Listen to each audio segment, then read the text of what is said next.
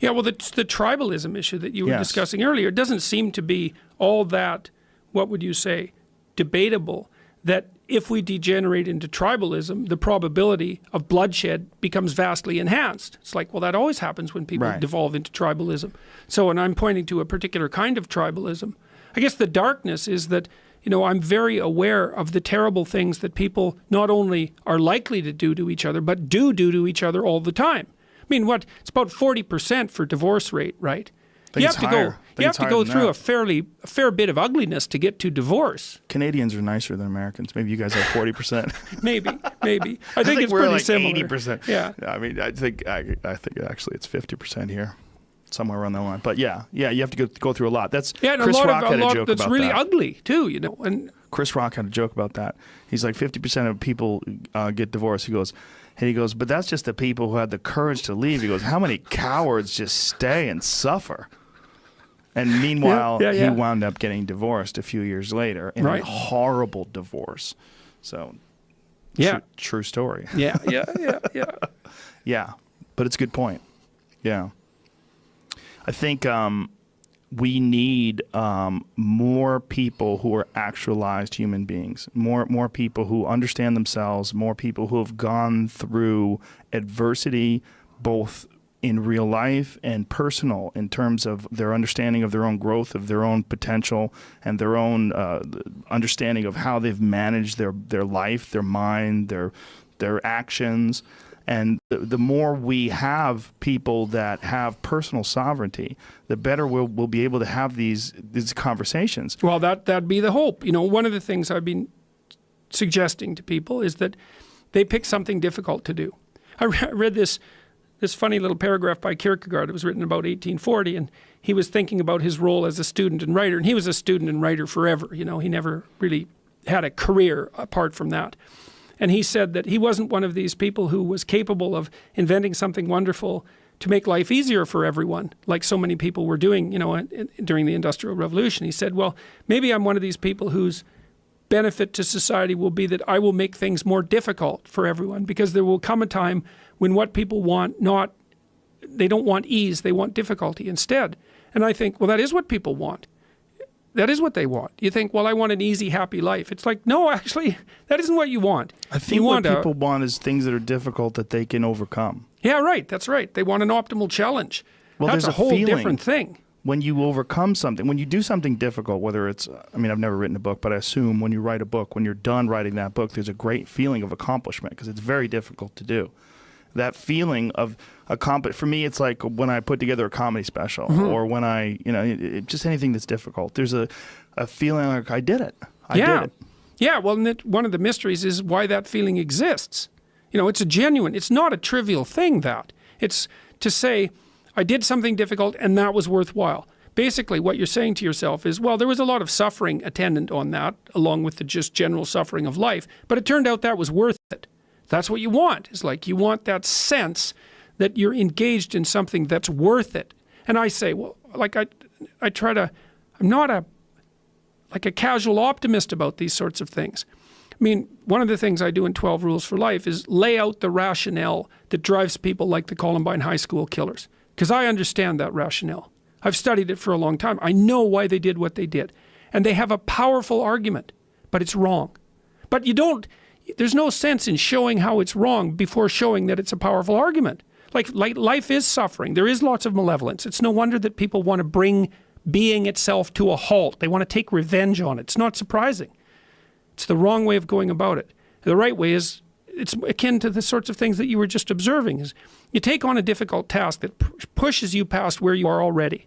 And you succeed in it, and you get this sense that, yes, that was worthwhile. It's like, that's what you want. You want to live in that place where things are worthwhile. That's paradise on earth. That's what that is. And it isn't some happy little place where, you know, someone's feeding you peeled grapes. That isn't what it is. It's more like victory on the honorable battlefield or something like that. Yeah, the perception that people have of ultimate success and ultimate happiness is, it seems motivated by what they don't have, rather than an understanding of what success and happiness really is. Their idea is that one day I'm going to go and I'm going to be in my golden years, and I'm just going to be able to sit around and do nothing and tell everybody to fuck off. You won't be happy at all. I talked to one of the people that I was working with who had a vision for retirement. I said, well, what's your vision for retirement? Well, I see myself in a beach, some tropical country drinking margaritas. And I thought, first, that's not a plan. That's a travel poster. It's like, okay, let's walk through this. All right, so you go down to this tropical country and you go sit on the beach and you have a margarita. It's like, okay, well, how many margaritas? Like 10? Okay, so you're going to do that, what, you're going to do that for 6 months? You'll be dead. Yeah, well, you'll be this like pathetic, sunburned, like... Fat. Yeah, unhappy, hungover, cirrhotic. In pain. Yeah, it's like that's your vision. Dehydrated. So how long can you have a margarita on a beach? Like maybe you can do that once every 6 months for like 10 minutes, something like that. It's not a vision. It's true, but when you are working and slaving away, you think about that beach with your feet up, and the waiter comes over. Would you like another margarita, Mr. Peterson? Yeah. Yes, I would. Yeah, absolutely. And you're like, absolutely. all right, but baby. Right, exactly. But it's like this 16-year-old fantasy of paradise. It's like, well, and it just doesn't work out. So and the thing is that the thing that sustains people through life really is the lifting of a worthwhile burden. It's something like that. Yeah. And it's partly because we're social animals, right? It's like we're evolved to be useful to the people around us because they're much more likely to let us live if we're like that. Yes. So, and it's been very fun especially talking to young men about this. It's like, well, and that's the other thing too, is I think the world is full of darkness, let's say. And we could say each of us have a little bit of light. And if we release that light, if we let it shine properly, Christ, it's too cliched to go on with in some sense, but the world is a lesser place if you do not reveal from within yourself what you have to reveal. And the fact that the world is a lesser place actually turns out not to be trivial. Like if you aren't everything you could be, more people will die, more people will suffer, more evil will be unconstrained, more tyranny will reign, more chaos will remain chaotic and dangerous, all of that. Do you mean this in the sense of like the old proverb of the wings of a butterfly fluttering become a hurricane? It's something similar to that, but it can even be more local. It's like your family is more messed up than it could be if you were less messed up than you are. Right. So if you just got your act together, like 10% more, your family would be 1% better. Right. It's like, well, do it. And that would ripple off into the people that they interact with. Yes, and it ripples fast. Yes. That's the other thing that's so cool is that like people think, well, there's 7 billion of us, and each of us is just this separate dust mote, like floating in the cosmos, and what the hell difference does it make what you do anyways? It's like, that is not how we're connected. It's like, you're the center of a network, and you know way more people than this, but let's say typically, you're going to know 1,000 people in your life, well enough to have an impact on them, okay?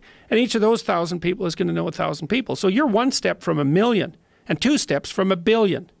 And we are networked, technically. That's how human interactions work.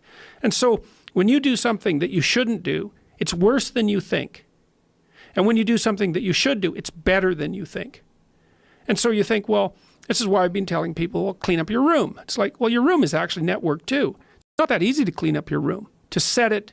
So you want your room to be set up so that when you walk in there, it tells you to be better than you generally are. It's organized, it's got direction, everything's in its place. You try to do that in a chaotic household. I've watched people do this because I had students do these sorts of things as assignments. I'd say, look, pick a small moral goal, clean up your room, and just write down what happens as a consequence. So maybe these are students in a chaotic household. The whole place is a bloody mess. No one's taking any responsibility for anything. And so they decide they're going to start to clean up their room. And then the people in the household notice. Well, the first thing they do is get pissed off. It's like, who do you think you are? Like, you think you're better than us? Why do you think this is worthwhile?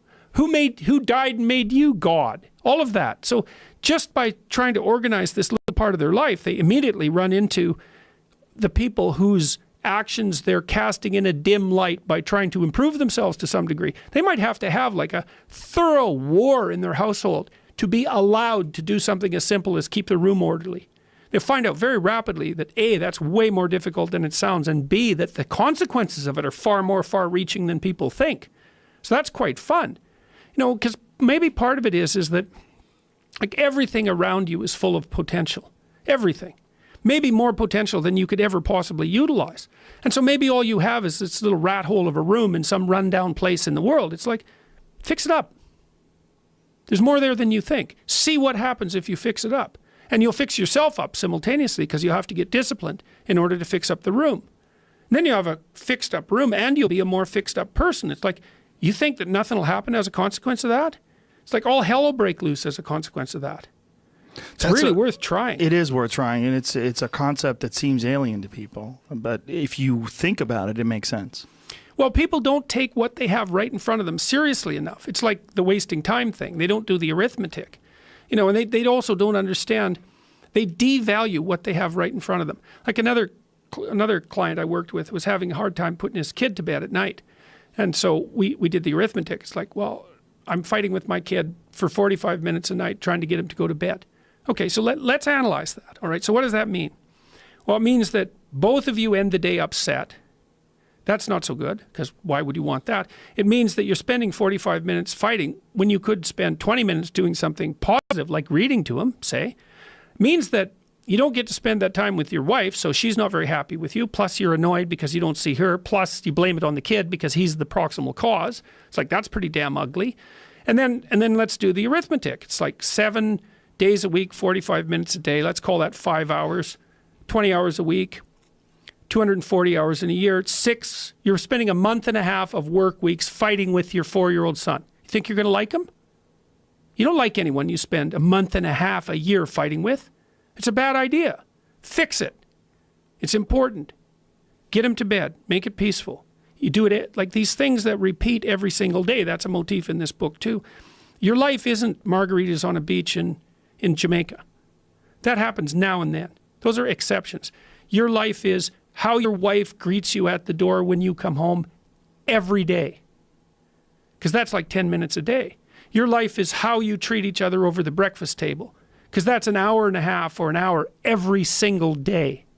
You get those mundane things right, those things you do every day. You concentrate on them and you make them pristine. It's like you got 80% of your life put together. These little things that are right in front of us, they're not little. That's the first thing. They are not little, and they're hard to set right. And if you set them right, it has a rippling effect, and fast too, way faster than people think.